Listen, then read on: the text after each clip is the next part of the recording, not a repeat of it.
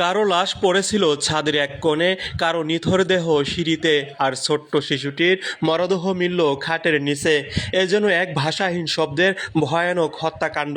একে একে উদ্ধার করা হয়েছে স্বামী, স্ত্রী ও ছেলে মেয়ে সহ পুরো একটি পরিবারের অর্ধগলিত মরদেহ। একটি বাড়ির ভেতরে এমন দৃশ্য যেন কোনো ভয়াবহ দুঃস্বপ্নকেও হার মানিয়েছে।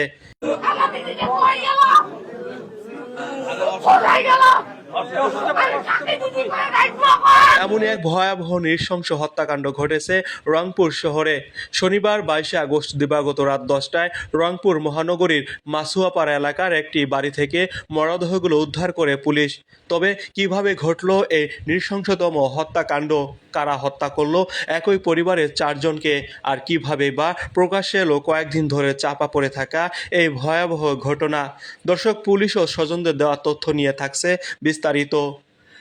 নৃশংস এই হত্যাকাণ্ডের শিকার হয়েছেন পরিবারের কর্তা রংপুর জেলা স্কুলের সাবেক শিক্ষক গণপতি চক্রবর্তী ওরফে জুয়েল, তার স্ত্রী প্রীতিলতা চক্রবর্তী ওরফে ভোলা, মেয়ে পার্থী চক্রবর্তী এবং পঞ্চম শ্রেণীর শিক্ষার্থী 12 বছরের ছেলে প্রিয়ম চক্রবর্তী। স্থানীয় স্বজনদের সঙ্গে কথা বলে জানা যায়, পরিবারের সদস্যদের কারো সাথেই মোবাইল ফোনে যোগাযোগ করতে পারছিলেন না স্বজনেরা। এতে তাদের মনে তীব্র সন্দেহ হয়। রাত বাড়তে থাকায় উদ্বিগ্ন স্বজনেরা রাত 9টার দিকে ওই বাড়িতে ছুটে আসেন। তখন বাড়িটির প্রধান দরজা ভেতর থেকে বন্ধ ছিল। দীর্ঘক্ষণ ডাকাডাকি করেও ভেতর থেকে কোনো সাড়া শব্দ না পেয়ে স্থানীয়দের সহায়তায় পাশের বাড়ির প্রাচীর টপকে ভেতরে প্রবেশ করেন স্বজনেরা। ঘরের জানালা খুলতেই তাদের চোখে পড়ে ভয়াবহ দৃশ্য। ঘরের ভেতরের জিনিসপত্র ছিল এলোমেলো, চারিদিকে ছড়িয়েছিল নানান সামগ্রী, আর বাতাসে ছিল পচা দুর্গন্ধ। তৎক্ষণাৎ খবর দেওয়া হয় পুলিশকে। পুলিশ সদস্যরা বাড়ির ভেতরে প্রবেশ করে প্রথমে সিঁড়ির কাছে দেখতে পান মা প্রীতিলতা ও মেয়ে প্রার্থীর মরদেহ। এরপর ঘরের ভেতরে তল্লাশি চালিয়ে খাটের নিচ থেকে উদ্ধার করা হয় 12 বছরের শিশু প্রিয়মের মরদেহ। কিন্তু তখনও পরিবারের কর্তা গণপতি চক্রবর্তীর কোনো সন্ধানই মিলছিল না।